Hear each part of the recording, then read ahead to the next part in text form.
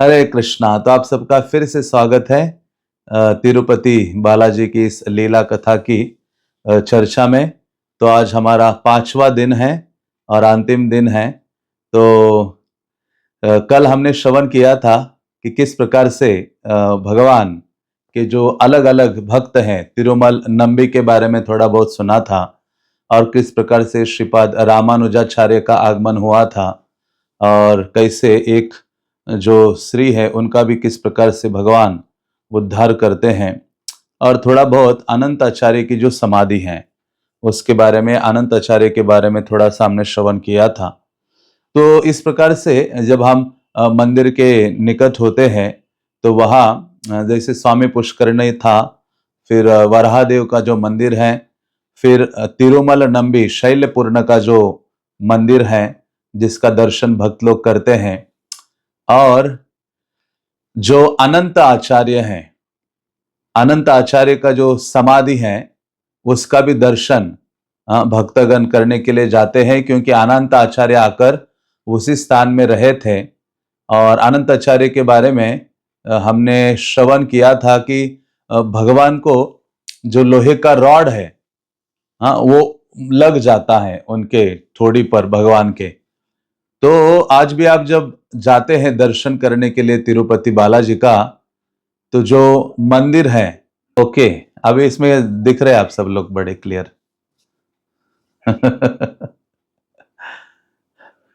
तो हम श्रवण कर रहे थे कल कई स्थानों के बारे में, जैसे स्वामी पुष्करणी हो गया, वराहदेव का जो मंदिर है उसके बारे में हमने श्रवण किया, और शैलपूर्ण का जो मंदिर है तिरुमल नंबी उसके बारे में श्रवण किया था।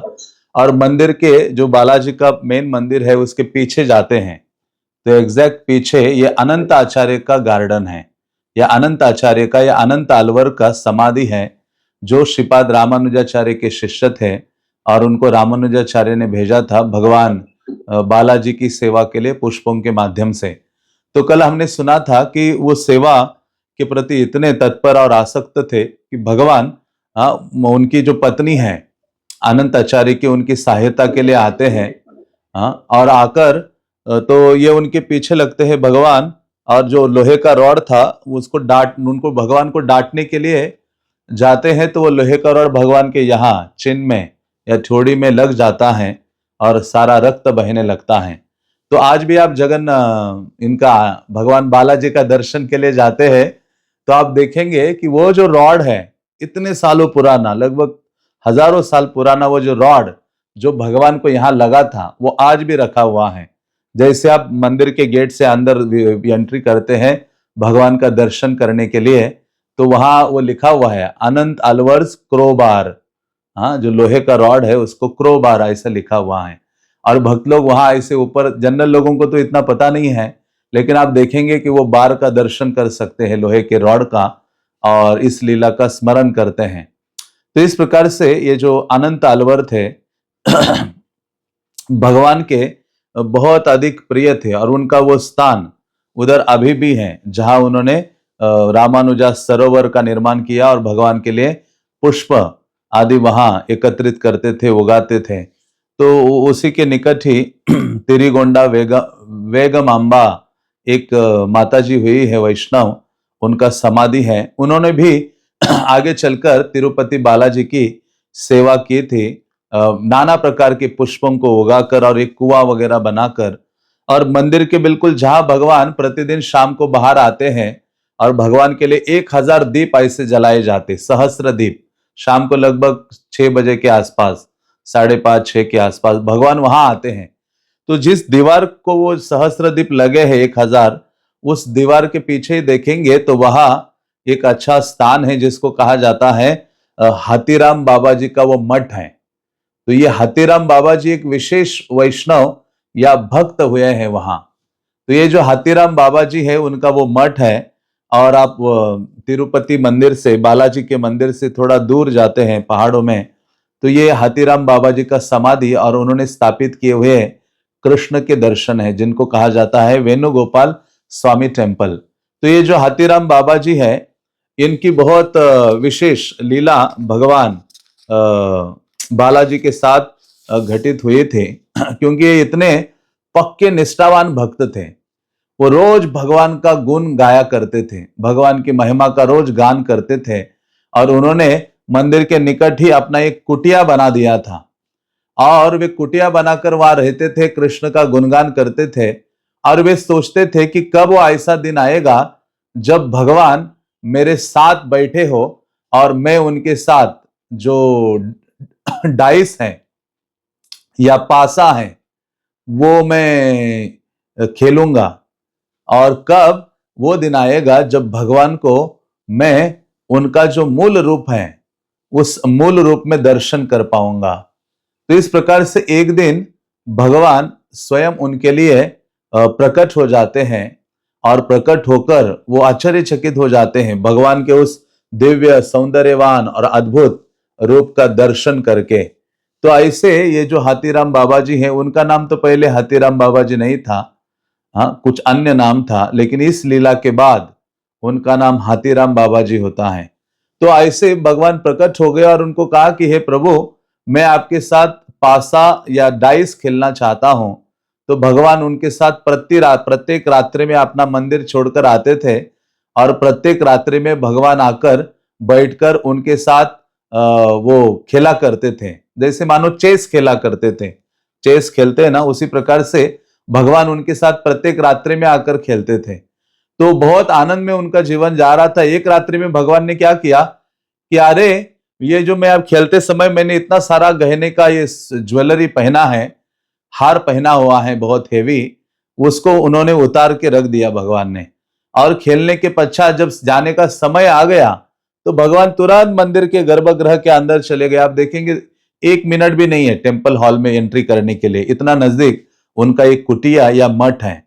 हाँ, तो जब भगवान चले गए और जब सुप्रभातम मंगल आरती का जब टाइम हो गया तो इन्होंने जब देखा कि अरे भगवान तो यहाँ मेरे पास अपना हार भूल गए हैं जो वो पहनते हैं। तो भगवान को आवाज लगाई, भगवान तो निकल गए थे, लेकिन उस हार को हाथ में लेकर, सोने के हार को लेकर उनके पीछे दौड़ने लगे। दौड़कर अंदर गए। जब ऑलरेडी जो पुजारी है वो देख रहा था, उनकी जो आरती वगैरह भगवान की शुरू करने वाला था, देखा भगवान का हार तो गायब है, किसी ने चोरी की है हार की। तो ये जब आ गए हार लेकर वहां, तो पुजारी ने कहा कि अरे, आपने बालाजी के सुवर्ण हार की चोरी की है। तो ये जो बाबा जी है वो कहते नहीं नहीं, हाँ मैंने नहीं की है। लेकिन पुजारियों ने माना नहीं और राजा को बुलाकर ये जो बाबा जी थे उनको जेल के अंदर कारावास में डाल दिया और उनको बहुत कष्ट देना शुरू किया। और जब इस प्रकार से उनको कष्ट दे रहे थे तो क्या किया, मतलब पूरा एक ट्रक भर के, हाँ जहां जिस रूम में इनको बंद किया था उस रूम में एक ट्रक भर के गन्ना डाल दिया और हाथीराम बाबा जी को कहा कि एक रात में सारा गन्ना आपको खाना है और खाओगे तो पता चलेगा कि तुमने ये अपराध नहीं किया है, और नहीं खा पाओगे तो निश्चित रूप से ये हार तुमने ही चोरी किया है। तो अब कितना कठिन कार्य था, लेकिन ये बहुत निष्ठावान थे। प्रतिदिन इनका क्या था, अपने जिह्वा से इतना कृष्ण के बारे में गाते रहते थे, भगवान का गुणगान, उनकी प्रार्थनाएं, मतलब उनकी जिह्वा निरंतर चालू रहते थे, कृष्ण का गुणगान, नाम रूप गुण लीला का गान करते थे। तो वो तुरंत भगवान का स्मरण करने लगते हैं और भगवान को कहते हैं कि हे प्रभु, आप तो जानते हैं मैं तो निर्दोष हूं, लेकिन ऐसी स्थिति में फंस गया हूं। तो वो क्या करते हैं, भगवान का गुणगान गाना, हरि नाम लेना शुरू कर देते हैं और भगवान का गुणगान गाते गाते उनको नींद आ जाती है और सो जाते हैं। तो जब उस समय भगवान वहां प्रकट होते हैं, एक विशाल हाथी के रूप में प्रकट होते हैं। अभी गन्ना खाने के लिए हाथी ही चाहिए, कोई और रूप तो नहीं धारण कर सकते। हाँ, हाथी इतना गन्ना खा सकता है एक ट्रक भर के। तो इतना सारा गन्ना था, भगवान हाथी के रूप में वहां अंदर प्रकट हो गए और भगवान ने वो सारा गन्ना खाना शुरू कर दिया और भगवान ने सारा गन्ना फिनिश किया और जो दरवाजा था वो भी तोड़कर भगवान बाहर निकल गए हाथी के रूप में।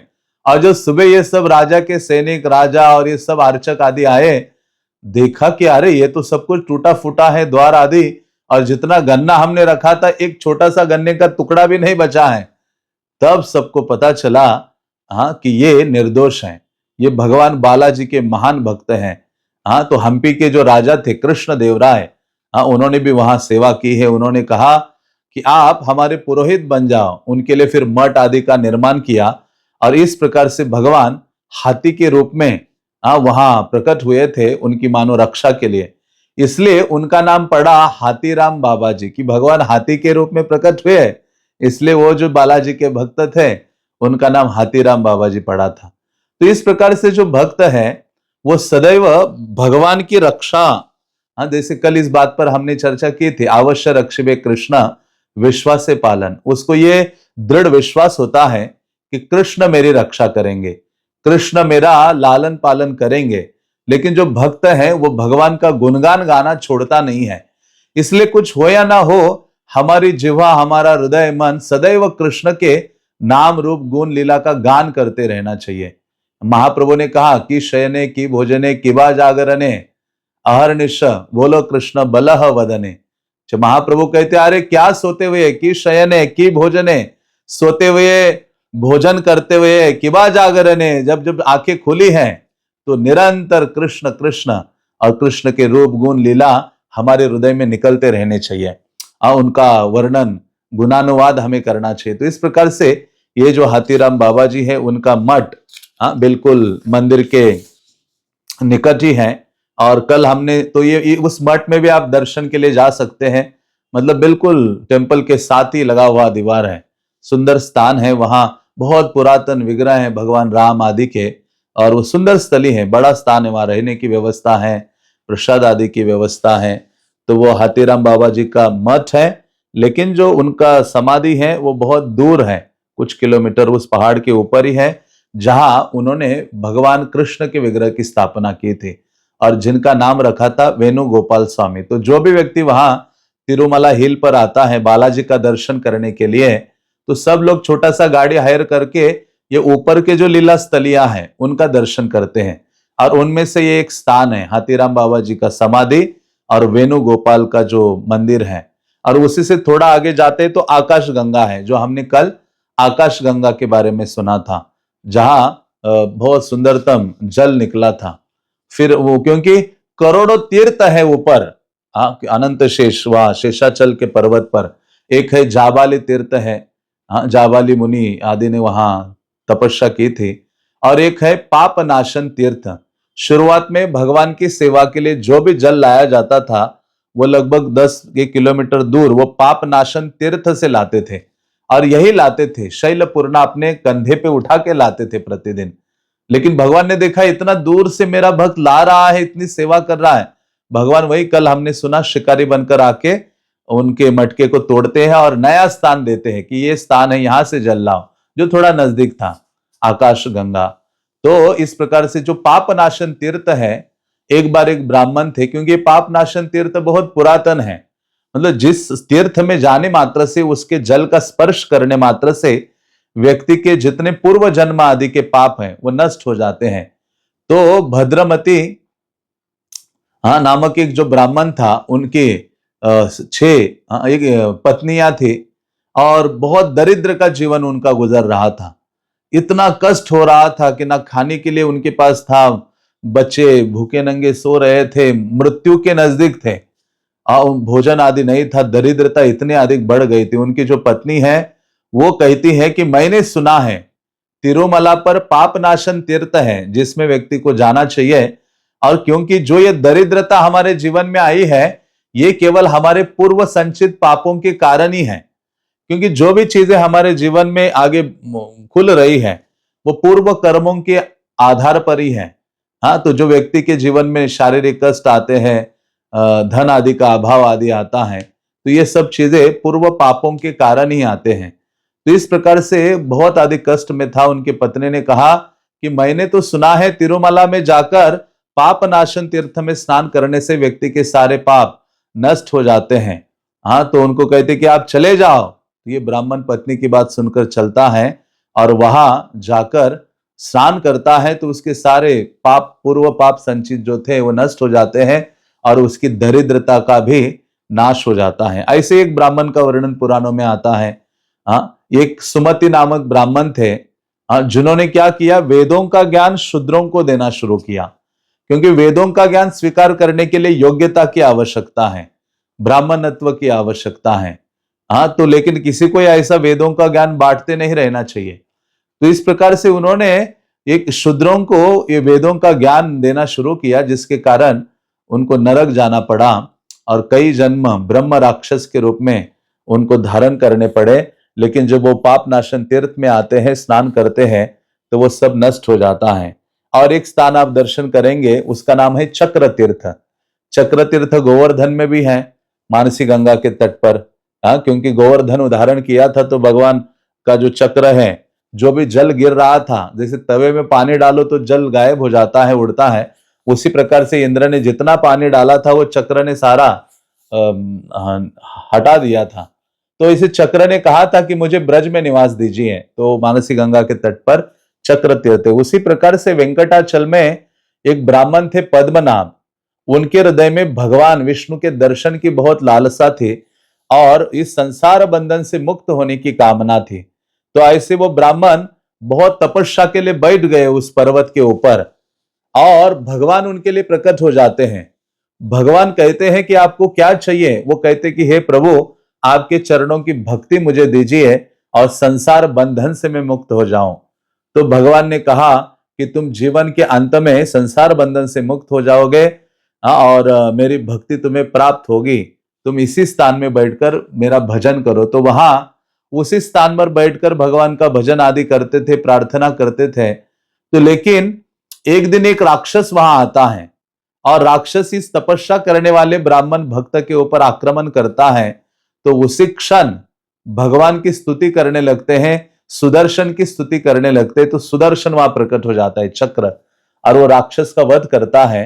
और सुदर्शन कहता है कि हे ब्राह्मण देव, आपके कारण मुझे यहाँ तिरुमला में आने का सौभाग्य प्राप्त हुआ है। मैं तिरुमला को छोड़ूंगा नहीं, मैं इसी स्थान में निवास करूंगा। तो जो सुदर्शन चक्र है वो उसी स्थान में रहे और कहा कि आपकी रक्षा करने के लिए मैं यहां उपस्थित रहूंगा और भक्तों का रक्षक बनकर इस तिरुमला के ऊपर मैं वास करूंगा। तो जो सुदर्शन चक्र है वो भक्तों की रक्षा के लिए वहां है और आज भी वहां निवास करते हैं सुदर्शन या चक्र। इस कारण से उसको चक्र सरोवर कहा जाता है या चक्र तीर्थ कहा जाता है।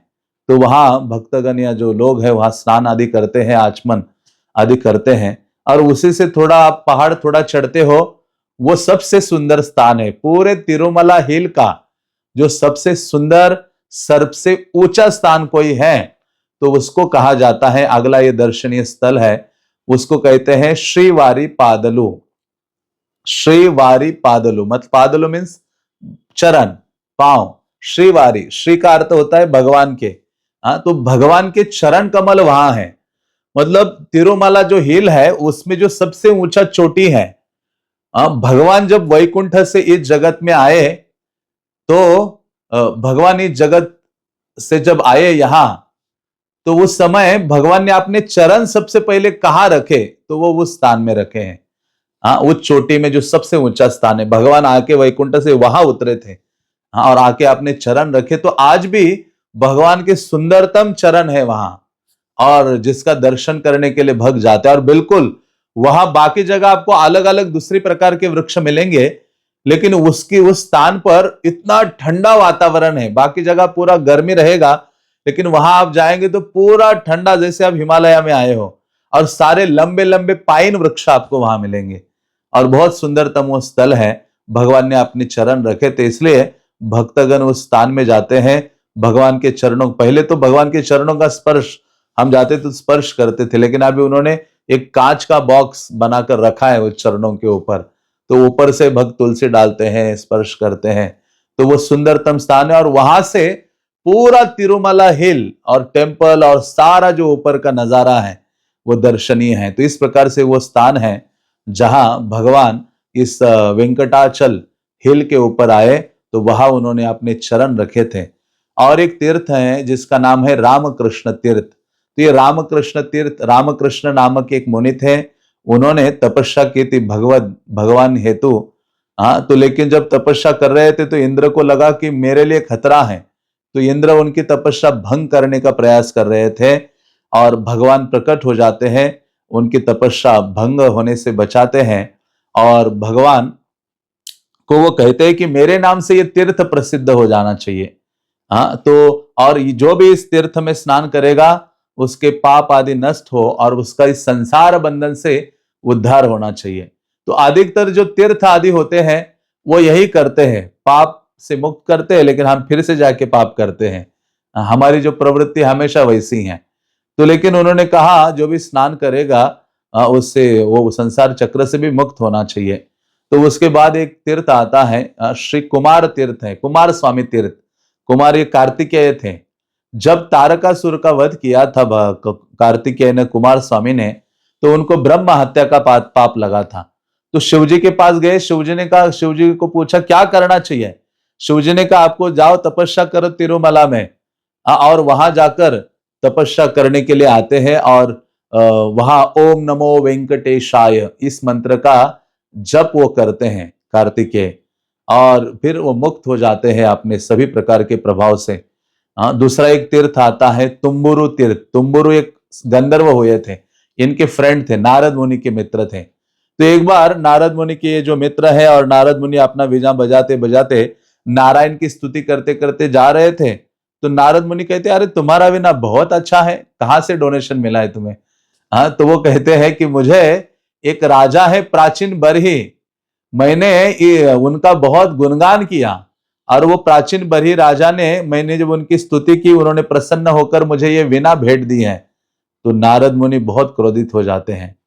कहते हैं तुमने अपने जिह्वा का उपयोग एक सांसारिक व्यक्ति की स्तुति करने के लिए किया है, प्रशंसा करने के लिए किया, और आपके आज से आपकी और मेरी मित्रता नष्ट हो गई।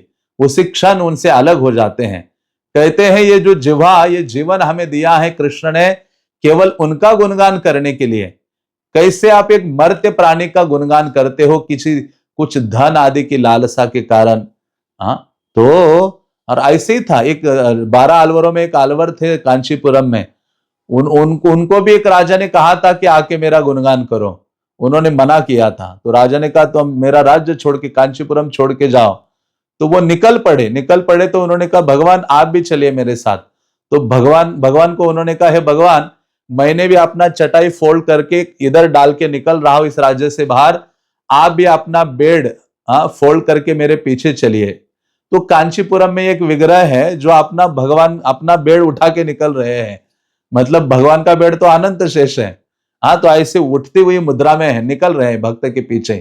क्योंकि उन्होंने कहा मैं केवल प्रभु का गुणगान करूंगा, अलवर जो थे राजा आदि का गुणगान नहीं करूंगा। वो लंबा कथा है। तो उसी प्रकार से जो ये नारद है, और नारद मुनि तो है किसी का गुणगान नहीं करते हैं कृष्ण के अलावा। उन्होंने कहा कि आज से आपके साथ जो मित्रता है वो नष्ट हो गई और आपको मैं शाप देता हूं। शाप आदि देकर वो ये तिरुमला हिल में वो तुम्बुरु गंधर्व आते हैं, तपस्या करते, गोन तीर्थ है वहां, और तपस्या करके भगवान उनको दर्शन देते हैं और भगवान को कहते हैं कि आप इस शाप से मुझे मुक्त कीजिए और मैं इस तीर्थ का नाम मेरे नाम से होना चाहिए। इस प्रकार से वो तुम्बुरु तीर्थ है। फिर पांडव भी 1 साल के लिए यहाँ तिरुमला में रुके थे आकर, पांडव सारे आकर, और 1 साल के लिए उन्होंने तपस्या की थी। वहां एक और तीर्थ है जिसको पांडव तीर्थ भी कहा जाता है। तो इस प्रकार से ऐसे कई सारे जो स्थान हैं जो तिरुमला पर उपस्थित हैं और जिनका भक्तगण जाकर दर्शन करते हैं। जो ऊपर है, नीचे आप जाएंगे तो नीचे आपको कपिल तीर्थ मिलेगा, और कोदंड राम स्वामी का टेम्पल मिलेगा। भगवान राम का सुंदर टेम्पल है जिसका वर्णन चैतन्य चरितामृत में आता है। महाप्रभु वहां गए थे, नित्यानंद प्रभु गए थे। गोविंदराज भगवान का मंदिर है कृष्ण का एक सुंदर, जो रामानुजाचार्य ने स्थापित किया था नीचे। फिर पद्मावती का मंदिर है, पद्मावती नीचे रहती थी। आज भी प्रत्येक रात्रि में भगवान ऊपर से नीचे पद्मावती को मिलने आते हैं, पूरा पहाड़ उतर के आते हैं, और मंगल आरती का समय होता है फिर से चले जाते हैं, वहां आके खड़े हो जाते हैं। किसी को पता नहीं चलने देते कि मैं कब चला गया नीचे, कब वापस आ गया। तो इस प्रकार से नीचे भी कई सारे स्थान हैं जिनका आप दर्शन कर सकते हैं। तो ये जो तिरुपति बालाजी है, ये कांचीपुरण से भी संबंधित है। जो रामानुजाचार्य के एक शिक्षा गुरु थे जिनका नाम था कांचीपुरण, जो सबसे पहले कांचीपुरम में। तो ऐसे जो कांचीपुर्ण नामक जो वैष्णव थे वो बहुत भगवान की सेवा करते थे। कांचीपुरम में भगवान वरदराज है। आप गए कांचीपुरम? कांचीपुरम तो बहुत इंपॉर्टेंट स्थान है जहां भगवान वरदराज निवास करते हैं, वर देने में राजा हैं, और जिनके हाथ में भगवत गीता का श्लोक है, शब्द मां शुच लिखा हुआ है, डरो मत। हाँ, इस प्रकार से भगवान आश्वासन देते हैं। तो ये जो कांचीपुर्ण थे और वो ब्रह्मा के लिए प्रकट हुए थे, वो जो विग्रह है, तो ऐसे कांचीपुर्ण नामक जो भक्त भगवान की एकांत सेवा करते थे। एकांत सेवा का अर्थ है कि विग्रह के साथ गर्भगृह में वो भक्त रहता है मंदिर बंद होने के बाद भी, और भगवान को चामर आदि ये सब करता है, फैन वगैरह। और ये कांचीपुर्ण ऐसे थे कि भगवान वरदराज से बात किया करते थे, और वरदराज से बात करते थे, भगवान भी उनसे बात करते थे, ये भी भगवान से बात करते थे। एक बार तो ऐसे हुआ था कि भगवान ने उनका उच्चिष्ट प्रसाद प्लेट ले लिया और खा लिया। कहते आपका उच्चिष्ट मुझे ग्रहण करना है। वरदराज की भी ऐसी कई कथाएं हैं। तो उसी प्रकार से एक दिन हमने ये कथा आपने सुनी है कि जो कांचीपुर्ण है, ये उनका जब जाते थे रोज, तो एक व्यक्ति ने कहा कि आप रोज भगवान से बात करते हो, उनको पूछो कि मैं वैकुंठ जाऊंगा या नहीं जा पाऊंगा। तो ये जब भगवान के पास उनको पंखा कर रहे थे, भगवान वरदराज को कांचीपुर्ण, तो उन्होंने पूछा कि मैं आज आ रहा था, एक व्यक्ति पूछा, रोज ही पूछ रहा है, तो हे प्रभु आप बताइए कि वो वैकुंठ जाएगा कि नहीं जाएगा। भगवान ने कहा क्योंकि आप जैसे भक्त की और वैष्णवों की सेवा वो करता है, इसी कारण से हाँ वो क्या होगा, वैकुंठ को जाएगा अपने जीवन के अंत में। तो ऐसे कुछ दिन बीते, तो इनको लगा कि मैं रोज भगवान से बात करता हूं, पंखा करता हूं, तो मैं अपने बारे में भी पूछ लेता हूं कि मैं जाऊंगा कि नहीं जाऊंगा। तो इन्होंने जब भगवान की सेवा करते करते कहा कि हे वरदराज, हाँ आप उनके बारे में तो बता दिया, आज मेरे बारे में बताइए, मैं जाऊंगा कि नहीं जाऊंगा। उन्होंने कहा आप नहीं जाओगे क्योंकि आप केवल मेरी सेवा करते हो, मेरी भक्तों की सेवा नहीं करते हो, आप नहीं जाने वाले। जैसे ऐसे बोला, जो ऐसे फैन भगवान को कर रहे थे, फैन हाथ से गिर गया। बात न करते हुए मंदिर से बाहर निकल पड़े, और निकल पड़े तो कहां तक चल पड़े, श्रीरंगम तक। मतलब बस से जाओगे 9 घंटे लगते हैं, 9 नहीं 6 घंटे लगते हैं। उतना दूर चल चल के पहुंचे, और वो वैष्णव को ढूंढने के लिए पहुंचे कि अभी किसी वैष्णव को ढूंढता, उनकी सेवा करके ही रहूंगा, हाँ योग्यता लाने के लिए। तो वहां गए तो रामानुजाचार्य के गुरु, यमुनाचार्य के एक महान शिष्य थे, महापूर्ण गृहस्थ वैष्णव थे, और उनके इन्होंने अपने वैष्णव वेश, ये तो सन्यासी वेश ही था इनका कांचीपुर्ण का, तो इन्होंने अपना सर्प वेश वगैरह उतारा, साधारण ग्वाले का वेश धारण किया, दाढ़ी वाड़ी लंबी कर दी, और उन्होंने कहा कि मैं आपके यहाँ नौकर मन के मुझे रखिए, आपकी सब प्रकार की सेवा करूंगा, चाहे आपकी गौशाला में हो, इधर उधर। तो महापूर्ण ने उनको रखा, सेवा करने लगे। तो इनके पास एक ही ड्रेस था बस, और दूसरे वस्त्र नहीं थे। तो रोज सब प्रकार की उनकी सेवा करते थे, उनके घर के बर्तन घिसते थे, सब झाड़ू लगाते थे, पोछा, हर सेवा कर ली, गौशाला में गोबर उठाना, दूध निकालना, सब ऐसे 1 साल लगा दिया। एक दिन बारिश आया तो गाय लेकर आ रहे थे, तो बारिश से भीग गए। जो ग्वाले के कपड़े हैं वो एक ही थे, तो उसको उतारे और अपने दूसरे वस्त्र जो थे वो पहने। उस समय जो महापूर्ण आए, उन्होंने कहा अरे आप तो वैष्णव हो और इतने महान। तो उन्होंने कहा मैं तो महापूर्ण हूं, यहाँ आया हूं। तो उन्होंने कहा मैं आपसे सेवा नहीं ले सकता। हाँ, इस प्रकार से उनको कहते मैं आपसे सेवा नहीं ले सकता, आपने बहुत मेरी सेवा की है। तो उस समय बल्कि वो महापूर्ण आए थे कि मेरा ग्वाला भीगा हुआ है, उसको दूसरे कपड़े दे देता हूं, उसके पास कपड़े नहीं होंगे। तो लेकिन देखा कि ये तो महान वैष्णव है, तब पता चला कि ये तो साक्षात कांचीपुर्ण है, जो बहुत प्रसिद्ध थे। हाँ, लेकिन कभी उन्होंने ऐसा देखा नहीं था उनको। तो जब ऐसे कहा कि मेरी सेवा मत करो, आप चाहे रंगनाथ की सेवा करो, यहाँ रंगनाथ जी हैं। तो ये गए रंगनाथ के मंदिर में, वहां अल्टर में जाके सेवा करने लगे। तो 1-2 दिन सेवा की, रंगनाथ जी कहते देखो यहाँ ना भक्तों ने एसी की व्यवस्था की है, तो यहाँ मुझे आपके फैन की जरूरत नहीं है। हाँ, क्योंकि आप श्रीरंगम जाओ तो आप देखो पीछे के साइड में जल डालते तो पूरा विग्रह क्या ऐसे इर्द गिर्द घूमता है, जिससे पूरा अल्टर जो अंदर का वातावरण है वो ठंडा हो जाता है, और फिर रात्रि में उसको छोड़ा जाता है, वो पानी फिर से बाहर आता है। हमने कई बार उस जल से स्नान किया वहां, अपने सर पे लेते हैं, शाम के समय हम जाया करते थे। हाँ, तो बहुत अद्भुत सुंदर वो स्थान है जहाँ रंगनाथ जी वहां निवास करते। तो ये गए तो ऐसे फैनिंग करने लगे, तो उन्होंने कहा कि देखो कि मुझे यहाँ तो आवश्यकता नहीं है, क्योंकि मैं बड़ा कूल कूल में निवास कर रहा हूँ, यहाँ तो ठंडा ठंडा वातावरण है। लेकिन मुझे लग रहा है कि आप क्या करो, कि ना ये जो वरद राज है वो अग्निकुंड से निकले हुए हैं, वो हमेशा गर्म रहते, जाओ उनके लिए करो। इन्होंने कहा उनके पास जाऊंगा नहीं, उन्होंने मुझे बोला है कि वैकुंठ नहीं जाओगे। तो ये गए, कहते कहाँ जाओ, तो ये तिरुपति आ गए।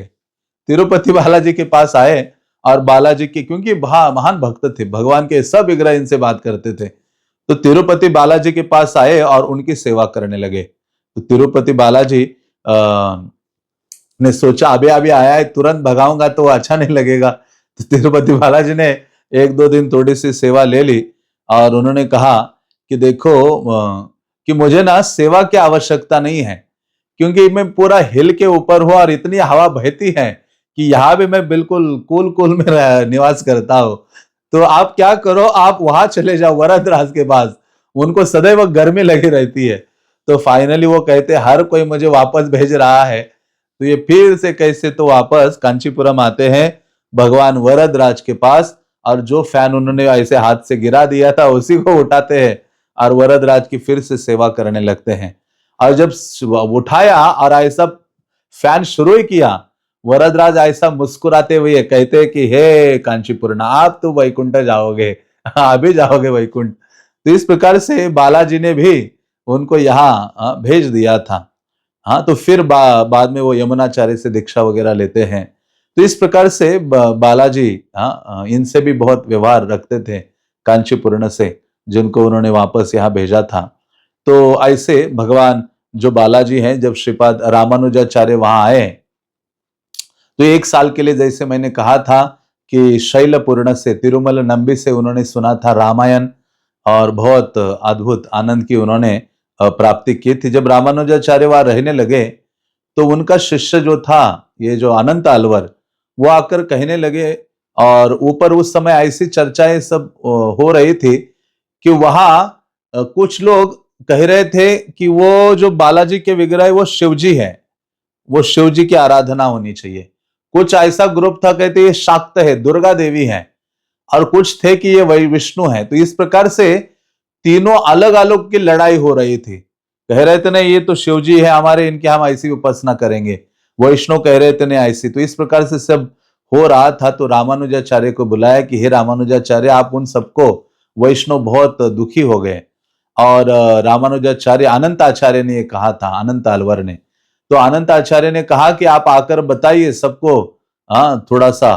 तो अनंत आचार्य ने जब कहा, तो ये जैसे मैंने कल कहा था कि ये ऊपर नहीं चढ़ रहे थे, तो अनंत आचार्य ने कहा आप तो सभी के गुरु और आचार्य हो, आप यदि तिरुमला पर्वत पर नहीं जाएंगे तो आगे चलकर कोई उसके ऊपर पांव नहीं रखेगा, क्योंकि आपने जो आचरण किया है वही आचरण दूसरे करना चाहेंगे, और फिर बालाजी के दर्शन के लिए कोई नहीं जाएगा। तब रामानुजाचार्य ने कपड़ा बांधा अपने पांव में, घुटने में, और यहाँ, और ऐसा ऐसा करते हुए पूरा हिल चढ़ा।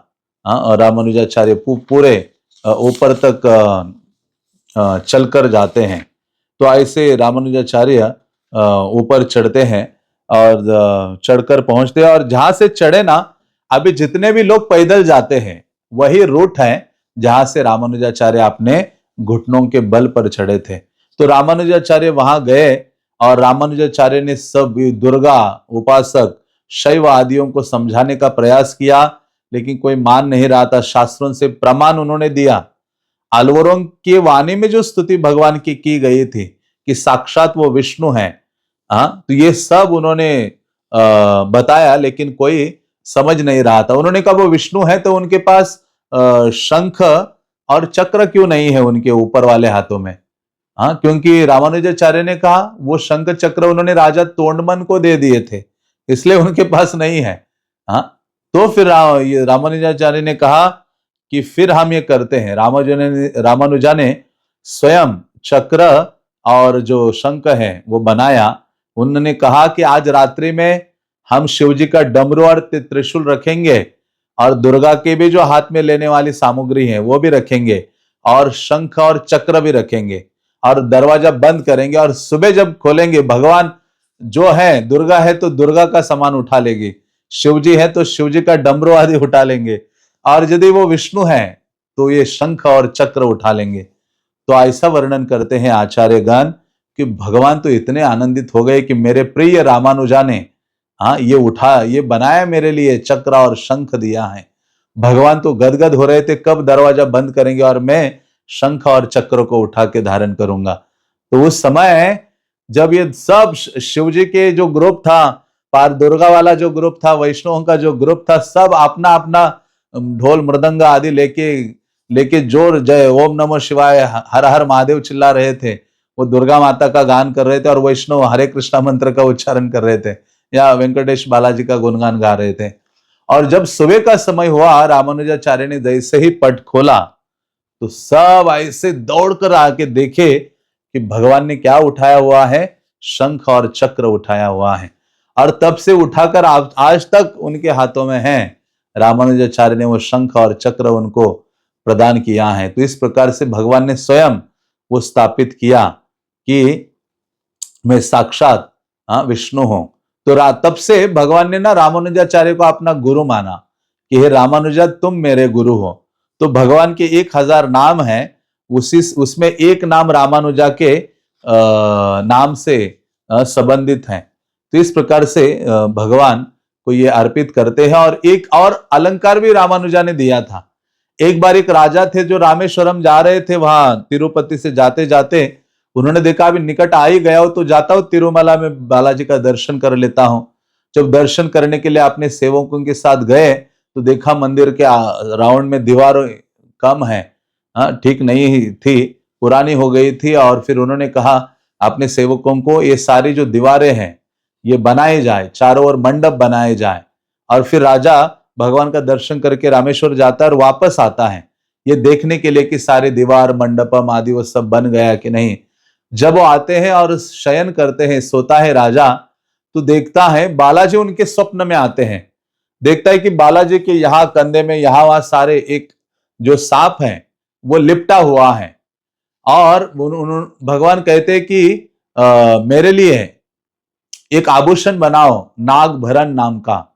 और ये आभूषण बनाते हैं, सांप के आकृति का आभूषण होता है, और वो जाकर पुजारी को देते हैं। तो पुजारी कहते हैं हम नहीं लेंगे इसको, क्योंकि ये सांप वाले आभूषण सब शिवजी को चढ़ते हैं, शिवजी धारण करते हैं, ये विष्णु के लिए नहीं है, बालाजी के लिए नहीं है। तब भगवान पुजारी के स्वप्न में आकर उनको कहते हैं कि मैं तो आदिशेष पर निवास करता हूं, मुझे तो आभूषण पहनना है। तो एक आभूषण था जिसको एक साइड में पहनाते थे ऐसे।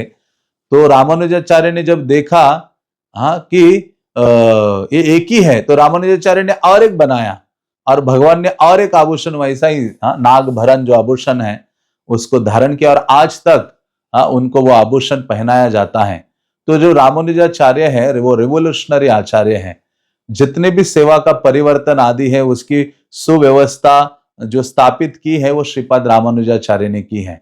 रामानुजाचार्य ने यह भी शुरू किया कि साल में एक बार बालाजी की जो पुष्पमाला है और कुमकुम है वो ऊपर से नीचे जाता है तिरुपति में, जहां पद्मावती का मंदिर है। पद्मावती के लिए साल में एक बार भगवान की पहनी हुई माला जाती है और कुमकुम जाता है। इसकी व्यवस्था भी उन्होंने की थी। और जो 12 अलवरों में से एक अलवर है गोदा देवी, जिनको अंडाल कहा जाता है, उनका भी विवाह की जो व्यवस्था है रामानुजाचार्य ने ऊपर तिरुमला में की थी, भगवान बालाजी के साथ कल्याण उत्सव जिसको बोला जाता है।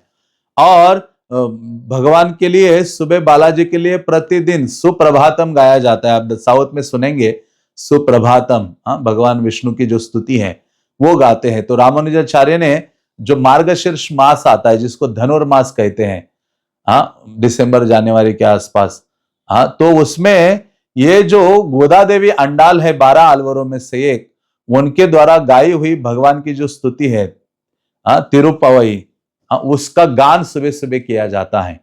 बल्कि ये जो वैष्णवी थी ना, ये अंडाल गोदा देवी, ये माधुर्य भाव में भगवान की भक्ति करती थी, माधुर्य भाव की उपासक थी। तो इस प्रकार से, और मूलतः उनका विवाह तो रंगनाथ से हुआ था। रंगनाथ के विग्रह पर चढ़कर अप्रकट हो गई थी। और भगवान स्वयं अपनी बारात पुजारी को लेकर उनके घर गए थे कि मुझे ना इनसे विवाह करना है। हाँ, तो बड़ा अद्भुत उनका वो लीला चरित्र है। तो इस प्रकार से रामानुजा ने वो भी व्यवस्था की थी, गोदा देवी आंडाल का विवाह भगवान के सामने। और भगवान का जब श्रृंगार होगा बालाजी का, तो रामानुजाचार्य ने कहा कि जो 12 अलवर हैं उनके द्वारा जो स्तुति गाई गई है, जिसको दिव्य प्रबंध कहा जाता है, हाँ, वो उसका गान होना चाहिए। मतलब जब सेवा करे उसके साथ साथ भगवान का स्तुति, भगवान का कीर्तन या गान होते रहना चाहिए। इसलिए दक्षिण भारत में सारे वेद आदि की जो शिक्षा है वो ये दिव्य प्रबंधम नामक ग्रंथ में है। दिव्य प्रबंधम क्या ग्रंथ है? जो नाथ मुनि ने कंपाइल किया है, जिसको कहा जाता है नालायर दिव्य प्रबंध। नालायर, नालायर तेलुगु शब्द है जिसको, उसका अर्थ है 4000। तो 4000 जो सॉन्ग्स हैं, उसका संकलन, वो बुक है नालायर दिव्य प्रबंधम, और जिसमें सभी प्रकार की शिक्षा उपस्थित है। और सारे जो विग्रह है, 108 विग्रह हैं पूरे भारतवर्ष आदि में, उसका गुणगान इन 12 अलवरों ने किया था। और रामानुजाचार्य ने यह भी व्यवस्था की बालाजी के लिए, जब बालाजी का ब्रह्मोत्सव साल में एक बार होता है तो उसका फेस्टिवल 10 दिन का होता है। तो एक दिन पर्वत के ऊपर मनाया जाता था, 9 दिन नीचे पद्मावती मंदिर में मनाया जाता था। तो रामानुजाचार्य ने शुरुआत की कि 10 के 10 दिन ब्रह्मोत्सव ऊपर पर्वत के ऊपर ही मनाना चाहिए। तब से वो विशेष उत्सव होता है, बहुत अद्भुत, गौर पूर्णिमा के उपरांत या उसके आसपास होता है। तो इस प्रकार से रामानुजाचार्य ने व्यवस्था की। और आप मंदिर के अंदर जाएंगे, बालाजी का दर्शन करके तुरंत जब आप मंदिर के कैंपस में ही होते हैं, अंदर गर्भगृह के निकट, उधर देखेंगे कि रामानुजाचार्य का विग्रह है और भगवान नरसिम्हा देव का विग्रह, जिसका सब लोग दर्शन करते हैं बालाजी के बाद। तो ये जो योग नरसिम्हा है, योग मुद्रा में है। पहले वो नरसिम्हा वहां तिरुमाला हिल के जंगल में थे, तो उनको वहां से लाए रामानुजा और उनको मंदिर के अंदर बालाजी के निकट पास ही वहां उनको स्थापित किया और उनका दर्शन का लाभ सबको प्रदान किया। तो इस प्रकार से जो श्रीपाद रामानुजाचार्य हैं, जिनकी कई सारा जो योगदान है भगवान की सेवा के लिए, तो ऐसे जो श्रीपाद रामानुजाचार्य हैं उन्हीं के जो शिष्य थे, जिनका नाम था अनंताचार्य या अनंत अलवर। और अनंत अलवर ऐसे थे जिन्होंने अपने गुरु के प्रति जो सेवा की भावना है वो सबसे अधिक प्रदर्शित की है। एक बार जब ये अनंत अलवर भगवान के लिए तुलसी और माला तोड़ रहे थे अपने बगीचे में, तो एक सांप आकर उनको काटता है, डस लेता है। और वो क्या करते हैं, उसका कोई उपाय नहीं करते। वो सांप ने काटने के बाद उनके जो शिष्य आदि है अपना स्नान करते हैं और नॉर्मल अपनी सेवा कंटिन्यू रखते हैं। और उस समय उनके शिष्य आदि कहने लगे कि आपको ट्रीटमेंट आदि करना चाहिए। हाँ, तो सब लोग इसकी चर्चा कर रहे थे। तो भगवान के पुजारी लोग भी अंदर जब सेवा कर रहे थे, तो ये चर्चा कर रहे थे कि आज अनंत आचार्य जो भगवान के लिए इतनी माला बनाते सेवा करते हैं, उनको सांप डस लिया है और बहुत कष्टप्रद है आदि आदि। तो भगवान को भी पता चला, तो भगवान ने उनको बुलाया, अनंत अलवर को कहा कि हे अनंत अलवर, अनंत आचार्य, आप क्यों नहीं प्रयास करते हो ठीक होने का, और उसके ऊपर कोई इलाज क्यों नहीं करते हो? तो उन्होंने कहा, भगवान कहते कि वो तो इतना जहरीला सांप था, बहुत भयानक विष तुम्हारे शरीर में गया है। तो ये अनंत आचार्य कहते, हे भगवान, आप कौन से विष की बात करते हो? मेरे अंदर तो इतने कोबरा पहले से मुझे इतना विष काट रहे हैं, वो तो भयावह विष है। ये जो विष, ये जो सर्प ने मुझे काटा है, तो इससे तो शरीर का ही नाश होगा, लेकिन मेरे अंदर जो पहले ही इतना विष है, वो विष जिसके द्वारा आत्मा का हनन या आत्मा का विनाश हो सकता है। तो उन्होंने कहा कि यदि मैं शरीर छोड़ भी दूं, तो क्या करूंगा? जो शरीर छोड़ने के बाद आपके सामने आकर खड़ा हो जाऊंगा वैकुंठ में और आपकी सेवा करता रहूंगा। और इधर भी मैं यदि ठीक रहा तो स्वामी पुष्करणी में मैं स्नान करूंगा और फिर से मैं आपकी सेवा कंटिन्यू करूंगा। हाँ, तो भगवान ने कहा कि हे अनंत अलवर, तुम मुझे बहुत प्रिय हो। हाँ, और आपकी जो सेवा है, आपका जो संग है प्रतिदिन, वो मुझे बहुत आनंदित करता है। तुम अपने शरीर को ध्यान रखो, मैं तुम्हें खोना नहीं चाहता हूं। तो इस प्रकार से भगवान उनको निवेदन कर रहे थे, लेकिन उन्होंने कहा, हे प्रभु, काम, क्रोध, लोभ, ये सारे जो विष है ना, ये मेरे अंदर पहले से ही विराजमान है। क्या उससे ज्यादा खतरनाक ये विष है? वो कह रहे थे, उससे अधिक खतरनाक विष ऑलरेडी मेरे शरीर में है। हाँ, काम के द्वारा मैं ग्रसित हूं, क्रोध आदि ये सब चीजों का वो वर्णन कर रहे थे। और उन्होंने कहा, तो इस प्रकार से वो कह रहे थे, और अंततः हाँ, वो उसका कोई सांप के काटने का उन पर कोई प्रभाव नहीं होता, और वो पूर्ववत अपनी जो सेवा है भगवान बालाजी की, वो कंटिन्यू करते रहते हैं। तो वो इससे हमें अवगत करते हैं कि वास्तव में बाहर के विष से ये जो विषय भोग का, विषय विषानले दीवानिशी हिया जुले, जुड़ाइते ना कहीं उपाय। हाँ, तो ये जो विषयों को भोग करने का, क्योंकि विषय में विष शब्द, विषय शब्द में विष ऑलरेडी है, इंद्रिय विषय, तो उसमें विष है, वो ऑलरेडी हम इतना उस विष पान के लिए लगे हुए हैं। हाँ, इसलिए तो प्रभुपाद नरोत्तम दास ठाकुर का गीत गाते थे, हरि हरि विफले जन्म गोवाइनु, मनुष्य जन्म पाइया राधा कृष्ण ना भजिया, जानिया सुनिया विष खाइनु। तो मैं जानबूझकर विष खा रहा हूं, राधा कृष्ण की उचित जो सेवा है, उनका जो भजन है, वो मैं नहीं कर रहा हूं। तो इस प्रकार से ऐसे विष से हमें मुक्त होना है, तो निष्ठा के साथ भगवत सेवा में हमें लगे रहना चाहिए। यही संस्पर्शजा भोगा दुख ये न येवते अद्यंतवंत कौन्तेय नतेषु रमते बुधा। गीता में भगवान कहते हैं कि जो बुद्धिमान व्यक्ति है, वो इंद्रियों के द्वारा प्राप्त जो सुख है, हाँ, उसमें रममान नहीं होता है, उससे दूर जाता है, उसको भोगने का प्रयास नहीं करता। तो इस प्रकार से अनंत अलवर भगवान को कहते हैं। एक बार क्या हुआ कि अनंत आचार्य ये भगवान के लिए माला बना रहे थे, और भगवान जब माला वो बना रहे थे, तो भगवान जो उनकी सेवा करते हैं, अर्चक जो उनको श्रृंगार आदि करते हैं, पूजा करते हैं, तो जो पुजारी है गर्भगृह में आया, और भगवान ने कहा कि जरा जल्दी जल्दी उनको बुलाओ, अनंत आचार्य को बुलाओ मेरे पास। तो जो पुजारी है वो जाता है, और क्योंकि ये फ्लावर चुनते थे, और वहां एक मंडपम है, यमुना तुरैवर मंडप, जहां उस मंडप में बैठ के ये माला बनाते थे भगवान के लिए सुबह सुबह। तो इन्होंने कहा कि आपको भगवान बुला रहे हैं बालाजी। तो अनंत अलवर कहते हैं कि अभी नहीं मैं आ सकता, अभी का समय जो है बहुत मूल्यवान है। हाँ, क्योंकि अभी मैं मालाएं नहीं बनाऊंगा, हाँ, तो फिर उसका कोई लाभ नहीं है, उन मालाओं का, फूलों का, ये सब चीजों का। हाँ, क्योंकि जब वो फूल लाते थे, और वो जब कलियां होती है तब माला बनाओ, तो उससे बहुत अधिक सुगंध बाहर निकलती है भगवान के लिए। और बहुत लेट हो जाएंगे तो पूरा फूल उमल जाएगा, और फिर वो सुगंध इधर उधर ही चला जाएगा। इसलिए वो कह रहे थे कि मैं तो अभी नहीं आऊंगा, मैं बहुत बिजी हूं, मेरे पास भगवान को मिलने के लिए टाइम नहीं है। तो जो पुजारी है जाकर यही बात जाकर बालाजी को बता दिया कि आनंद आचार्य कह रहे हैं कि आपकी बात नहीं मानूंगा, आपसे अभी उनके पास टाइम नहीं है आपको मिलने के लिए। तो जब भगवान को ये बोला, बालाजी इतने क्रोधित हो गए, कहते मेरी बात नहीं मानता ये, उनको आने दो। तो इनका माला वाला सब बनकर तैयार हो गया, माला लेकर पहुंच गए। भगवान ने पर्दा अपने हाथ से बंद किया, मुझे तुमसे बात नहीं करनी है, मैं बात नहीं करूंगा, मुझे तुम्हारी माला की जरूरत नहीं है। हाँ, तुम्हें क्या लगता है मेरे आदेश की अवहेलना तुम करते हो? अरे मेरा आदेश, ये ब्रह्मा शिव आदि बस ऐसी भ्रुकुटी हिलाता वो तुरंत दौड़ के आते हैं। हाँ, वो उनकी हिम्मत नहीं है मेरे आदेश की अवहेलना करने की, और तुम यहां बैठकर, मेरे स्थान में बैठकर यहां मेरी ही बात नहीं मानते हो, मेरे निकट नहीं आते हो।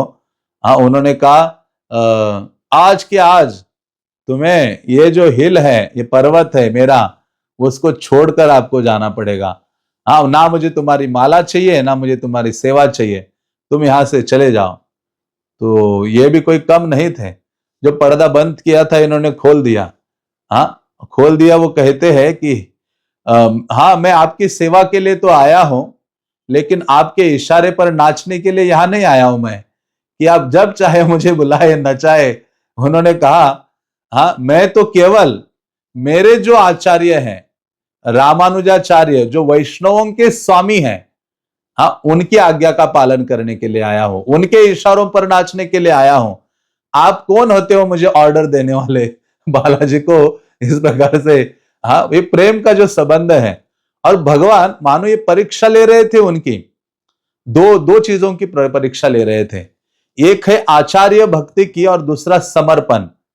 आचार्य के प्रति जो समर्पण है, गुरु के प्रति जो समर्पण है वह या निष्ठा है, उसकी वो परीक्षा ले रहे थे भगवान।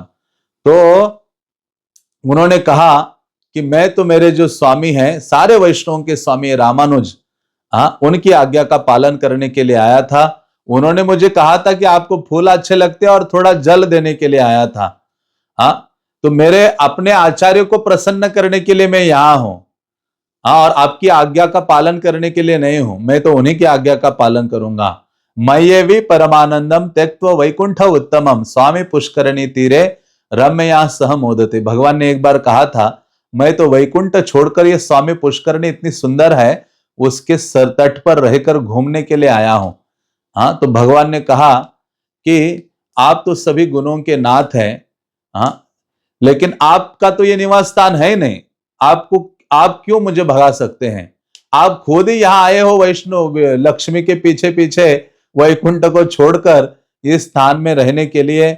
और इससे पता चलता है कि आप तो वैकुंठ से आए हो और आप भी मूल निवासी नहीं हो। हाँ, हो सकता है कि आप पहले आए हो और बाद में मैं आया हूं, लेकिन हम दोनों भी यहाँ के अतिथि या गेस्ट हैं, दोनों का ये स्थान नहीं है। तो इस प्रकार से भगवान के साथ वो ये बातें कर रहे थे। और उन्होंने कहा, मेरे जो गुरु हैं रामानुजाचार्य, आपकी कृपा से ये जो सारा जो हिल है उसको अपने मुट्ठी में धारण करते हैं, क्योंकि वो अनंत शेष है साक्षात रामानुजाचार्य। तो इस प्रकार से उन्होंने कहा था। हाँ, तो उन्होंने कहा ये उचित नहीं होगा कि आप पहले आए हो और मैं बाद में आए तो आप मुझे निकालोगे। हाँ, तो इस प्रकार से मैं तो मेरे आचार्य की आज्ञा का पालन करूंगा।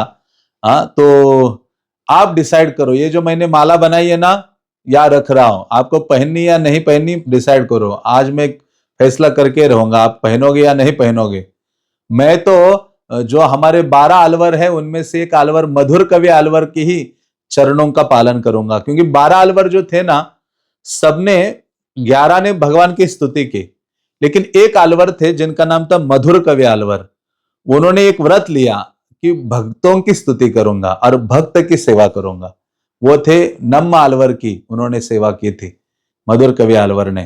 तो उन्होंने कहा जिस प्रकार से मधुर कवि अलवर ने जो अपने वैष्णव आचार्य की सेवा की थी, उसी प्रकार से मैं भी अपने आचार्य की सेवा करूंगा। वो मेरे लिए उदाहरण है। और माला ऐसी डाल दी उधर और निकलने लगे, मैं जा रहा हूं अभी, बस निकल रहा हूं। तो ये अनंत आचार्य निकल रहे थे अल्टर से बाहर, भगवान ने हाथ पकड़ा। भगवान ने कहा, अरे अरे इतना गुस्सा मत होना। भगवान बालाजी कहते, और जो माला वहां रखी थी खुद ही हाथ से ले ली, दूसरे हाथ से ऐसी पहन ली। हाँ, एक हाथ से उनको पकड़ लिया भगवान ने और कहते कि इतना गुस्सा मत हो, थोड़ा उनको सांत्वना दी, समझाया। तो इस प्रकार से भगवान ने कहा कि मैं तो आपकी परीक्षा ले रहा था आचार्य भक्ति की और सेवा के प्रति आपका जो समर्पण है। हाँ, मतलब भगवान भी बुलाए तो अभी सेवा में कोई क्वालिटी में कोई प्रॉब्लम नहीं होना चाहिए। क्वालिटी हमेशा प्रॉपर, माला जो है क्वालिटी माला होनी चाहिए, क्योंकि वो जो जप माला भी हमारी जो जप करते हैं वो भी क्वालिटी राउंड्स होने चाहिए। हाँ, उस पर ध्यान देना चाहिए। तो जो क्वालिटी माला, क्योंकि यदि वो बाद में बनाते फूल तो वो सारे फूल जो है कुम्हलाते या सूख जाते, तो उस माला का क्या लाभ। इसलिए उन्होंने कहा राइट टाइम है और अभी बनाऊंगा, चाहे आप मुझे बुलाओ तो भी नहीं आऊंगा। तो इस प्रकार से भगवान ने कहा सेवा के प्रति जो तुम्हारा समर्पण है मुझे जो ऑफर करने के लिए, और दूसरा अपने आचार्य के प्रति जो निष्ठा है उसकी परीक्षा के लिए मैं आया हूं। तो भगवान को प्रणाम करते हैं। भगवान आनंदित होते और अनंत आचार्य कहते कि हे प्रभु, मुझे कुछ अन्य नहीं चाहिए, मुझे तो केवल शुद्ध भक्ति दे प्रदान कीजिए, शुद्ध भक्ति देहो मोरे। हाँ, जैसे महाप्रभु ने कहा था, दास करी वेतन मोरे देह प्रेम धन। महाप्रभु ने कहा मेरे पास जॉब नहीं है, मैं जॉबलेस हूं। अंत्य लीला में महाप्रभु कहते हैं मेरे पास नौकरी नहीं है, लेकिन एक जॉब मुझे दीजिए, लेकिन फ्री की सेवा नहीं करूंगा। तो महाप्रभु को जो पूछा कि क्या सैलरी चाहिए, महाप्रभु कहते दास करे, मुझे दास बनाइए, वेतन मोरे देह प्रेम धन, मुझे दास बनाइए लेकिन सैलरी चाहिए क्या, प्रेम धन चाहिए। उसी प्रकार से अनंत आचार्य कहते हैं कि मुझे तो आप क्या दीजिए, आप मुझे शुद्ध भक्ति प्रदान कीजिए। हाँ, तो इस प्रकार से जो अनंत आचार्य हैं उनकी ऐसी अद्भुत सुंदरतम वो सेवा रही है और भगवान ने उनको उस सेवा को स्वीकार किया था। तो ऐसे अनंत आचार्य की एक और भी सेवा आती है, एक वर्णन आता है। हाँ, जो पराशर भट्ट थे श्रीरंगम में, उन्होंने अनंत आचार्य के पास अपने एक शिष्य को भेजा था, जिनको जानना था कि वैष्णव कौन है या वैष्णव या भक्त कैसा होना चाहिए। हाँ, तो जब ये गए तो वो भक्त आया श्रीरंगम से यहाँ तिरुपति में, और यहाँ उत्सव हो रहा था। और उत्सव के बाद जब प्रसाद डिस्ट्रीब्यूशन का टाइम आया, तो जब ये जो आया हुआ था इतना थका हारा लोग थे और अनंत आचार्य वगैरह और वैष्णव भी थे, तो ये आके फिर प्रसादम के लिए जैसे बैठा, अनंत आचार्य ने कहा पहले प्रसाद सर्व करो। तो जो लोग थे पूरा प्रसाद सर्व किया, फिर बैठे कि फिर से प्रसाद सर्व, 4 बार उठा के प्रसाद सर्विंग में लगाया। तो इन्होंने कहा कि वैष्णव कैसे होना चाहिए। तो अनंत आचार्य कहते वैष्णव आपके जैसा होना चाहिए। हाँ, आपको इतनी सेवा में मैंने लगाया लेकिन आपने कुछ कंप्लेंट नहीं किया। और वैष्णव कैसा होना चाहिए, भक्त कैसा होना चाहिए, नमक की तरह होना चाहिए, बगुले की तरह होना चाहिए और मुर्गी की तरह होना चाहिए। इतना बोला, बस आज आगे एक्सप्लेन नहीं किया। तो फिर ये आते श्रीरंगम में अपने गुरु को पूछते कि सिखा आपने वैष्णव भक्त कैसे होना चाहिए। कहते उन्होंने कहा भक्त आपके तरह होना चाहिए, नमक की तरह होना चाहिए, बगुले की तरह होना चाहिए और मुर्गी की तरह होना चाहिए भक्त। कहते कुछ समझ में नहीं आया। तो पराशर भट्ट कहते अनंत आचार्य कह रहे हैं नमक की तरह भक्त होना चाहिए का अर्थ क्या है कि जो सारी सब्जियां बनती है उसमें सारे तेल मसाले आदि सब कुछ डाला जाता है। हाँ, और सब लोग खाते हैं, लेकिन सब लोग मसाले की, इसकी, पनीर की, ग्रेवी की, सबकी स्तुति करते हैं, प्रशंसा करते हैं, गुणगान गाते हैं, लेकिन कभी कोई नमक का गुणगान नहीं गाता। कैसे भक्तों को नमक की तरह होना चाहिए।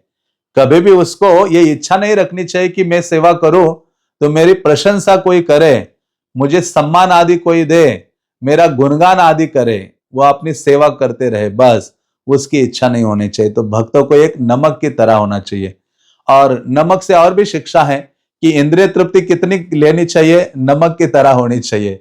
इंद्रियों की जो तुष्टि है, हाँ, इंद्रिय विषय कितने स्वीकार करने चाहिए हमें, जितना हम भोजन में नमक स्वीकार करते हैं। यदि ज्यादा नमक खाएंगे तो मुश्किल होगी। उसी प्रकार से इंद्रिय विषय भी अधिक नहीं स्वीकार कर सकते। तो ये नमक, और उन्होंने कहा बगुले की तरह भक्त होना चाहिए। उसका क्या अर्थ है, कहते बगुला एक पांव खड़ा करके ऐसा ध्यान मग्न होकर खड़ा रहता है, हाँ, जल में मछलियों के लिए, लेकिन वो छोटी मछलियों को इधर उधर अपने आसपास घूमने देता है, कभी खाता नहीं है, वेट करता है, बड़ी मछली आ जाए तुरंत उसको लेता है और खाता है। तो उसी प्रकार से भक्तिमय जीवन में वो कहते हैं कि जब भक्ति करते करते आपके पास मान सम्मान, प्रशंसा, धन, ये सब आएगा आपके पास। तो उन्होंने कहा ये सब छोटी छोटी मछली है, और बड़ी मछली क्या है, वैकुंठ जाने की इच्छा। तो ये छोटी छोटी इच्छाएं नहीं करनी चाहिए। हाँ, हमें कौन सी, वैकुंठ जाने की इच्छा को धारण करना चाहिए। जैसे बगुला छोटी मछलियों को नहीं खाता है, बड़ी को खा लेता है, उसी प्रकार से हमारी इच्छा वैकुंठ है, ये बड़ी इच्छा होनी चाहिए। तो इस प्रकार से बगुले की तरह। और उन्होंने कहा मुर्गी की तरह होना चाहिए। कैसे, तो उन्होंने कहा मुर्गी की तरह का अर्थ है कि जो मुर्गी है जब धान खाने के लिए जाती है, मिट्टी से वो अन्न ढूंढती है और खाती है। उसी प्रकार से एक भक्त को सारे शास्त्रों का जब वो अध्ययन करता है तो भक्ति से युक्त, भगवान के प्रति जो भक्ति से युक्त शिक्षाएं हैं उनको स्वीकार करना चाहिए और उनको अपने जीवन में लागू करके कृष्ण की सेवा करते रहना चाहिए। तो इस प्रकार से उन्होंने ये सब चीजें कही। तो ऐसे अनंत आचार्य थे जिनकी कई सारी शिक्षाएं आती हैं, जिन्होंने प्रदर्शित की और जिसके द्वारा सभी वैष्णव वृंद को उन्होंने ये सारी शिक्षाएं प्रदान की थी। तो ऐसे एक भक्त थे जिनका नाम था चिन्ना, जो हरिजन थे, जो कोबलर थे, मतलब चप्पल आदि बनाया करते थे। तो एक दिन ये भी जगन्नाथ के महान भक्त थे, तो उन्होंने सोचा कि जगन्नाथ जी नहीं, ये तो बालाजी के भक्त थे। हाँ, तो इन्होंने सोचा कि मैं तो चप्पले जूते बनाते रहता हूं, मुझे भी भगवान बालाजी के लिए जूते और चप्पल बनाने हैं। तो इस प्रकार से वो बालाजी के लिए जूते और चप्पल बनाने की वो इच्छा रख रहे थे। जो आवश्यक मटेरियल है, सामान है, वो लेकर आते हैं और लाकर, उनको पता नहीं था कि भगवान का साइज, कौन सी साइज बालाजी पहनते हैं। तो उनको ये पता नहीं था कि भगवान के साइज क्या है, पांव का, चरणों का। तो उन्होंने रात्रि में भगवान का स्मरण किया और जो आटा है गोंद के ऐसे लंबा करके रखा। तो भगवान ने इनकी सेवा भावना और प्रेम आदि देखा। तो भगवान रात्रि में आते और आटे के ऊपर अपने जो चरण है वो रोपित करते हैं, उनके चिन्ह बना लेते हैं। और ये जो चिन्ह, जो ये चप्पल बनाने वाला व्यक्ति था, सुबह उठता है, आनंदित हो जाता है। और भगवान ने रात्रि में साइज देके गए थे, सुबह चप्पल बनाकर अपने सर पे रखकर वो निकलता है ऊपर बालाजी मंदिर के लिए। तो जो लोग थे उन्होंने उनको जाना नहीं दिया, क्योंकि उनकी जाति के कारण। तो स्वयं भगवान नीचे आते हैं और उनकी वहां रक्षा करते हैं, और उन्होंने जो चप्पल बनाए थे उसको पहन लेते हैं भगवान। और आज भी ऐसे कहा जाता है कि प्रतिदिन भगवान जब ऊपर से पद्मावती को मिलने के लिए नीचे आते हैं तिरुमला पर्वत से, तो नीचे जहां ये चप्पल भगवान ने, ये जो पादुका उनके लिए बनाई थी, वो भगवान पहनकर, जो पद्मावती का मंदिर वहां से दूर है, चल चलकर वो चप्पल पहनकर भगवान जाते हैं। और जब वापस वो हिल के ऊपर चढ़ते हैं, पर्वत के ऊपर, तो वो चप्पल पर्वत के नीचे भगवान रखते हैं। आज भी भक्त लोग जाते हैं, जो भी पैदल चढ़ते हैं, वहां वो जो भगवान की चप्पलें हैं वो अपने सर के ऊपर धारण करते, पादुकाओं को परिक्रमा करते, और फिर अपना जो चढ़ाई है सीढ़ियों से पर्वत के ऊपर चढ़ना पैदल, वो शुरू करते हैं। तो इस प्रकार से भगवान उनकी इच्छा की पूर्ति करते हैं। तो ऐसे ये भक्त थे। और आप देखेंगे कि तिरुपति जो जाता है वो धन अर्पित करता है और अपने बाल भी अर्पित करता है। हाँ, क्योंकि कलियुगा में सारा जो सौंदर्य छुपा हुआ है, किसमें छुपा हुआ है? बालों में। लावण्य केश धारणम, प्रभुपाद कहा करते थे, 12वें स्कंद का वर्णन। तो प्रभुपाद कहा करते थे लावण्यम केश धारणम। कहते कि क्यों इतना लोग वहां जाकर अपना बाल, स्त्रियां भी केश मुंडन करती है। इसलिए क्योंकि भगवान, इसकी शुरुआत हुई थी, भगवान को जब उस ग्वाले ने कुल्हाड़ी मारा था गाय के लिए, और भगवान जब बचाने के लिए आ गए, तो भगवान के माथे में लगा और भगवान के कुछ बाल भी गायब हो गए। तो भगवान थोड़े से ठीक लग नहीं रहे थे। तो भगवान की एक भक्त थी, माता जी भक्त, जिनका नाम था नीलाद्री। उन्होंने कहा, हे प्रभु, आपके यहाँ बाल मिसिंग है, तो मैं अपने बाल दे रही हूं आपको, और आप उसको स्वीकार कीजिए। तो तब से भगवान ने कहा, जो भी आएगा और हमें यहाँ बाल ऑफर करेगा, अर्पित करेगा, मैं उनको अपनी जो ब्लेसिंग्स है, आशीर्वाद है, वो प्रदान करूंगा, और उसकी जो इच्छा है, मनोकामना है, उसकी मैं पूर्ति करूंगा।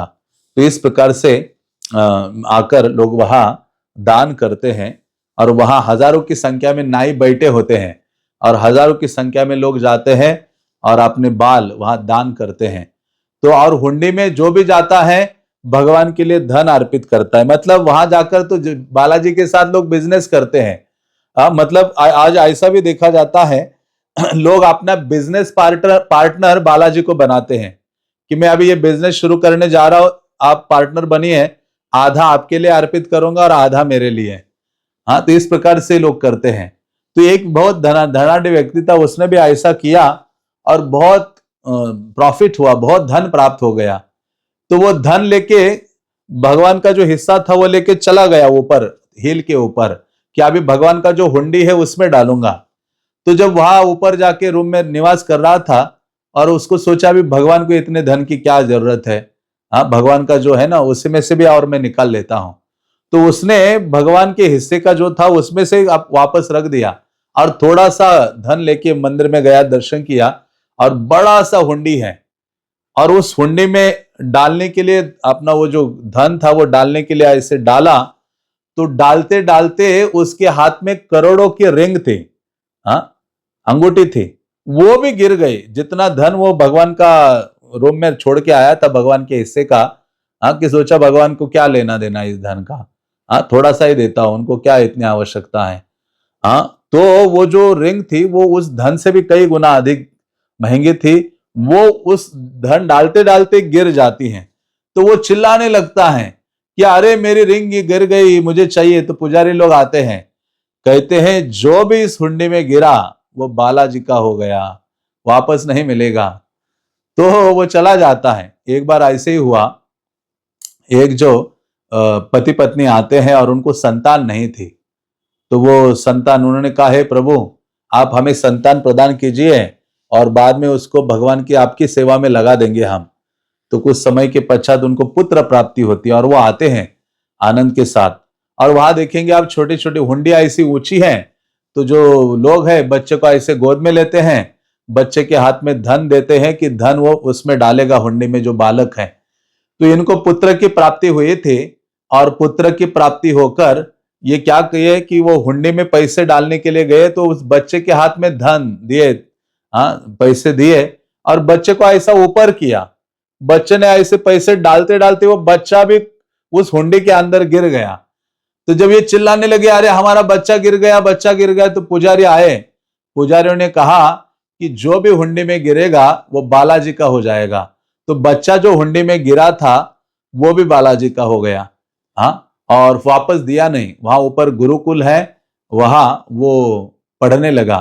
तो इस प्रकार से बालाजी हर चीज को स्वीकार करते, उनकी थोड़ी सी आप सेवा करते हो तो अपना धाम प्रदान करते। एक बार एक चोर आया जिसने, वो तीर्थ यात्रियों के साथ जा रहा था और उसने बालाजी के बारे में बहुत सुना कि इतना पैसा आता है, इतना धन है, ये है वो है। जो चोर है उसके दिन अच्छे नहीं चल रहे थे, हाँ, क्योंकि बहुत दिनों से उसको कुछ धन नहीं मिल रहा था, कोई अच्छी जगह नहीं मिल रही थी। तो तीर्थ यात्रियों के कैंप में जब ये सब बातें सुनी, तो ऐश्वर्य की चर्चा सुनी बालाजी के, तो वो निकलता है मन में चोरी करने के भाव लेकर कि हे भगवान आप सभी कारणों के कारण हैं, पालनहार है, सभी जीवों का पालन करते हैं, मेरे भाग्य में कोई ऐसी चोरी दिलवा दो। कई महीने गुजरे हैं, कोई अच्छी चोरी नहीं हुई है, हाँ, और मैं आपके यहाँ आके चोरी करना चाहता हूं, आपके मंदिर में ही। तो ये इच्छा लेकर वो आ गया कि आपके अंदर ही मंदिर में चोरी करना चाहता हूं। तो लगभग वहां रुका और मंदिर का जो दीवार है वो 7 दीवार, उसने बहुत बारिश वगैरह हो रही थी और उस दीवारों को क्रॉस करके वो भगवान का जो मूल गर्भगृह के निकट पहुंचता है। और उसके सारे पांव मिट्टी से, मतलब कीचड़ से भरे हुए थे, इतना अधिक कीचड़, ऐसा भर भर के कीचड़ उसके नीचे पांवों में लगा हुआ था। और जो बालाजी के सामने जाने से पूर्व पांव का कीचड़, ऐसा वहां जो फर्श था उसमें एक फर्श थोड़ा निकला हुआ था, टूटा हुआ था, वो स्थान में अपना जो पांव है वो ऐसा पोंछ लेता है, सारा जो कीचड़ है वहां निकाल लेता है। ऐसे जैसे हमने कीचड़ लगता है तो किसी पत्थर में जाके पांव को उल्टा पुल्टा करते तो थोड़ा कीचड़ निकल जाते, तो उसी प्रकार से उसने किया कि भगवान के देवालय में जो एक टूटा हुआ पत्थर था वो वहां उस स्थान में, फ्लोर में उसने वो कर दिया, मानो उसके उससे वो भर गया। तो जब गया बालाजी के सामने, देखा डायमंड आदि से भगवान लदे हुए हैं, सुवर्ण मुकुट आभूषण ये सब चीजें, तो बहुत आनंदित हो गया। कुछ था नहीं, भगवान का ही पीताम्बर उन्होंने निकाल दिया और पीताम्बर को निकाल के ऐसे फैला दिया, भगवान के आभूषण निकाले, एक एक करके मुकुट आभूषण ज्वेलरी सब निकाल के उस पीताम्बर में बांधा और ऐसे पीछे डाल दिया और निकल लिया चोरी करने के लिए। अभी वो जो दीवार है, आते समय तो अकेला था, जाते समय तो इतना सामान उसके पास था, ज्वेलरी आभूषण, तो वो चढ़ने गया ऊपर से, ऊंचा ऊपर से ऐसे गिर जाता है, बहुत जोर से आवाज होने लगती है। तो गार्ड्स आदि आते हैं और उसको पकड़ लेते हैं, मारते हैं, तो मारते मारते उसका मृत्यु हो जाता है। तो जैसे उसकी मृत्यु हुई वहां यमदूत और विष्णुदूत पहुंच जाते हैं, आजामिल जैसा स्टोरी हो गया, यमदूत विष्णुदूत आ गए। तो यमदूत कहते अरे इतना बड़ा घोर अपराध चोर है, विष्णुदूत तो आप इसको बचाने के लिए आए हो। हाँ, तो उन्होंने कहा इसलिए हम बचाने के लिए आए हैं क्योंकि ये जैसे ही मंदिर में आया था, आते ही इसने क्या किया था, दंडोत प्रणाम किया था। हाँ, ये प्रणाम करने मात्र से उसके जितने पाप थे, जो परिणाम था पापमय कर्मों का, वो खत्म हो गया था। और दूसरा काम क्या किया था इसने, कि जो भगवान का जो मंदिर है उसकी एक फर्श टूटी थी, और अपने पाव से जाकर वो मानो वो भर दिया, वो कोना टूटा हुआ। तो भगवान ने, विष्णु ने क्या किया, ऊपर उसके लिए घर बना दिया वैकुंठ में। मतलब यहां आप एक ईंट भगवान के लिए देते हो तो भगवान आपके लिए वैकुंठ में पूरा महल बना देते हैं। तो उन्होंने कहा कि भगवान ने वहां वैकुंठ में उनके लिए घर बना दिया है। हाँ, इसलिए। और सारी जो जब वो सारे भगवान के अलंकार उतार रहा था तो भगवान को कह रहा था, भगवान क्षमा कर दीजिए, आपका ही सामान सारा ले जा रहा हूं। तो भगवान से क्षमा भी मांग रहा था। उन्होंने कहा इसलिए भगवान ने कृपामय होकर उनको क्षमा कर दिया है। इसी कारण से हम आए हैं, यमदूतों इस पर आपका अधिकार नहीं है।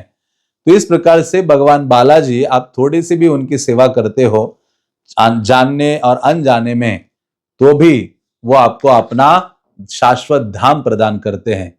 हाँ, तो इस प्रकार से ऐसे दयामय कृपाद्र विग्रह है और सदैव खड़े हैं, लंबे समय से खड़े हैं, जीवों को पकड़ पकड़ कर अपने चरणों में ला रहे हैं और सबको अपना कृपा आशीर्वाद और अपनी भगवत भक्ति का वितरण करने के लिए वहां खड़े हैं, भक्ति दे रहे हैं सब जीवों को।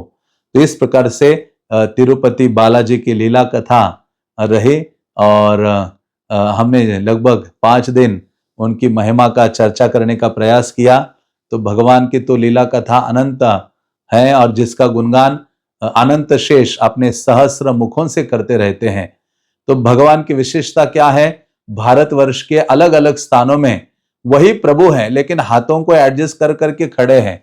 वृंदावन की तरफ ऐसा खड़े हैं तो वो कृष्ण हैं, महाराष्ट्र में कमर पर हाथ रख दिए, बस हाथों को पोजीशन चेंज करते हैं तो वो विठल है। वह साउथ में गए तो वहां उन्होंने 2 हाथ ऊपर शंकर चक्र रख के 2 हाथ नीचे ऐसे दिखा दिए कि मेरे चरण, बालाजी के रूप में वो दिखाते हैं कि मेरे चरणों का आश्रय लो, ताकि आपको ये जो भव सागर है वो थोड़ा ही गहरा, ज्यादा गहरा नहीं होगा। तो इस प्रकार से भगवान ने अवसर दिया है, अलग अलग भारत भूमि में अलग अलग विग्रहों के रूप में प्रकट है। क्यों? क्योंकि वो अपनी लीला कथा के द्वारा हमें शुद्ध करना चाहते हैं। भक्त तो भगवान की लीला कथा का श्रवण करके आनंद अनुभव करते हैं, और ऐसे आनंद के द्वारा भगवान के जो भक्त हैं भगवत भक्ति में डूबने लगते हैं।